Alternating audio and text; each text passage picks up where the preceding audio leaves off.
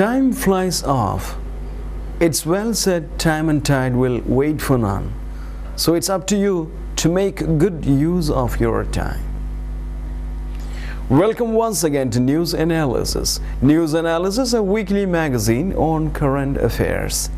To begin with the main points in a nutshell. Syria protests, deaths in anti-Assad demonstrations. Attack on British Council compound in Kabul kills 12. Pakistan attack, dozens die in Khyber mosque blast.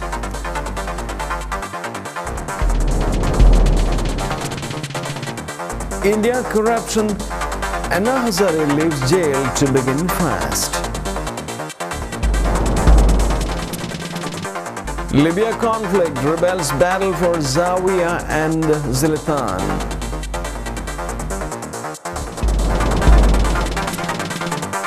Connecticut workers approve contract they had rejected once.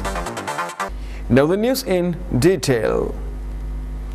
Syria protests, deaths in anti-Assad demonstrations. At least 20 people are reported to have been killed and dozens injured in Syria as army and police opened fire on anti-government protesters. Activists said most of the deaths were in southern Daraa province, where there were also reports of shootings in Homs. On Thursday, the U.S. led unprecedented calls for Syrian President Bashar al-Assad to step down. Earlier, Mr. Assad told United Nations that police and army operations against civilians had halted. Russia rejected the U.S. calls for President Assad to go, saying he should be given more time to enact reforms. And Syria, UN envoy accused the U.S. of trying to instigate insurrection. Bashar Ja'afri said the U.S. was waging a humanitarian and diplomatic war against Syria, together with some other UN Security Council members. Meanwhile, the European Union is preparing to expand its sanction against Syria, targeting the oil sector, officials say. The European Union is also looking to adding individuals and state institutions to its sanctions blacklist, which impose travel bans and asset freezes. Most of Syria's oil exports go to Europe. Attack on British Council compound in Kabul kills 12. Gunmen have stormed the British Council office in Afghan capital Kabul, killing at least 12 people and taking over the compound for hours. A suicide car bomb destroyed the compound wall, and a number of heavily armed men forced their way inside. After several hours of gunfire and blasts, the UK's ambassador in Kabul said all the gunmen had been killed. The Taliban said the attack marked the anniversary of Afghanistan's independence from UK in 1919. There has been some confusion about the number of people killed in the Kabul attacks. At least 8 Afghan policemen and a New Zealand Special Forces soldier were killed, officials from both countries said. 3 security guards also died, the Afghan Interior Ministry told reporters. The UK Foreign Office said all British citizens were shaken but well after being safely removed from the building. 1 British and 1 South African teacher were among 4 residents of the compound who took refuge in a reinforced safe room during the attack, the British Council said. British Ambassador William Patty said there were injuries among the Nepalese ex-Gurkha soldiers guarding the compound, but none had died, AFP reported. Pakistan attack, dozens die in Khyber mosque blast. At least 40 people are reported to have died in a suspected suicide attack at a mosque in Pakistan, officials say.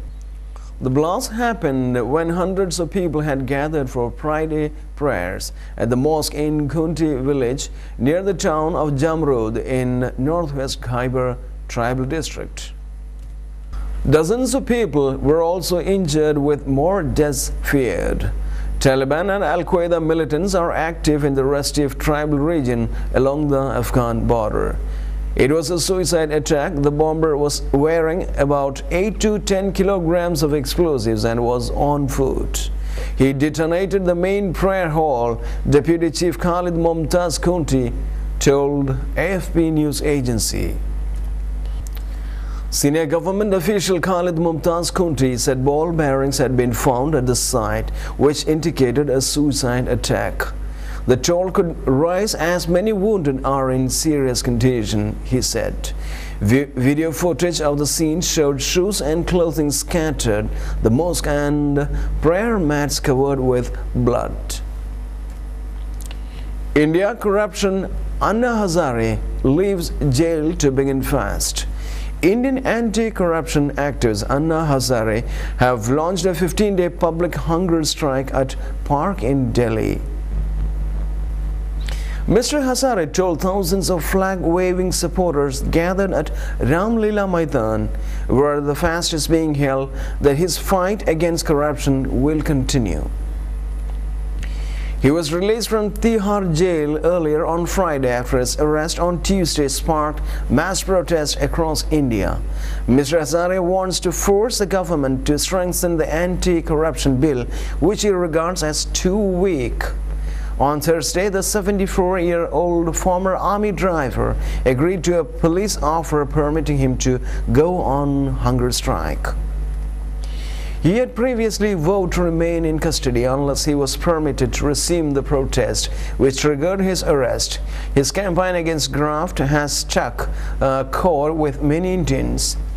Chanting crowds, thousands of supporters braved rain at the packed Ram Leela ground to greet Mr. Hazare, and they showered him with rose petals. The BBC's Sanjoy Majumdar says there's a carnival atmosphere at the ground with people singing and clapping. Young boys on motorcycles waved national flags outside the venue.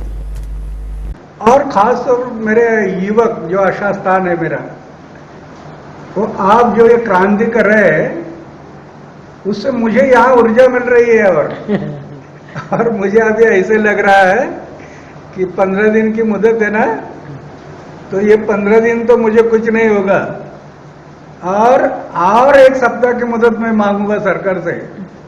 जब तक Lokpal bill नहीं आएगा तब तक अभी मुझे कोई थकावट नहीं है, क्योंकि आपसे इतनी ऊर्जा मिली है मुझे, बहुत ऊर्जा मिली है मुझे, बहुत ऊर्जा मिली है।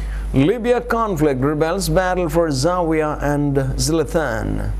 Rebels in Libya have been facing fierce resistance as they fight for 2 cities on their approaches to Tripoli in their drive to unseat Colonel Muammar al-Gaddafi. After heavy losses, rebels said they had control of Zlitan, 160 kilometers east of the capital. To the west of the opposition said they were clearing out the last pro-Gaddafi troops from Zawiya, 30 kilometers from Tripoli. As the rebels advance, plans are being made to evacuate thousands of foreign workers stranded in the city.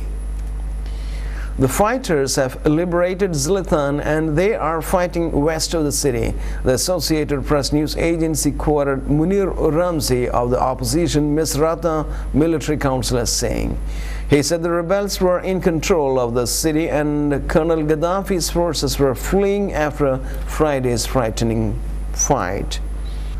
31 rebels killed and 120 wounded in fighting which lasted for much of the day, he said. The city represents a key position in the path from nearby Misrata, which until recently was besieged by Colonel Gaddafi's forces to Tripoli. On the western side of the capital, there were explosions and gunfire in Zawiya as rebels fought to clear the last remaining government soldiers from the city.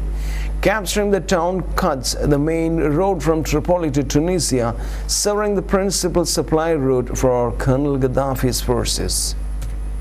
However, Colonel Gaddafi's information minister Musa Ibrahim said late on Friday that government's troops regained the upper hand, Reuters news agency reports. Gaddafi's hold in Tripoli in doubt as rebels press. 6 months after the outbreak of the revolt against his 42 years in power, Colonel Mohammed al-Gaddafi has told his Tripoli stronghold shows signs of slipping. Tripoli residents who for months hesitated to talk openly over the phone said in calls Friday night that they believe Colonel Gaddafi's flight or ouster could be imminent. 3 people said the feeling of fear was ebbing in the streets.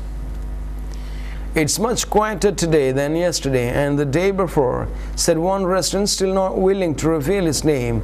The situation is getting really tough now. With unexpected swiftness, the ill-trained and ill-equipped rebels from the western mountains this week overtook much of the strategic coastal town of Zawiya. With its enormous oil refinery just 30 miles west of Tripoli, the country's capital.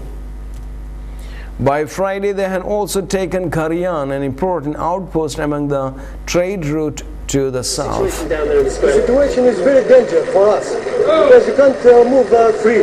There's mini shoot in the square, and the gunners, they are in the high roofs. Connecticut workers approved contract they had rejected once. 2 months after Connecticut workers rejected an agreement meant to save $1.6 billion over 2 years, union leaders said on Thursday that they had accepted the same deal, bowing to the threat of layoffs in a year full of battles between unions and the state governments. After the June vote, unions representing 45,000 state workers changed the voting rules to make approval more likely. But with 3,000 layoff notices already sent out and 2,000 more still possible, all 14 unions that have completed a new vote have approved the deal, officials said, meaning it would have passed even under the old rules. The agreement includes a 2-year wage freeze and concessions on healthcare and pensions benefits. In exchange, the union secured a 4-year no layoff clause and a promise that the state would not demand unpaid furloughs. The changes are expected to save about $1.6 billion over 2 years and $21.5 billion over 20. Pension and compensation packages for workers hired after July 1st will be reduced even further and will not include the longevity pay that had rewarded workers for staying on the job for a longer time. If you don't work with us during this next campaign to stimulate Connecticut's economy, we're taking your seat away.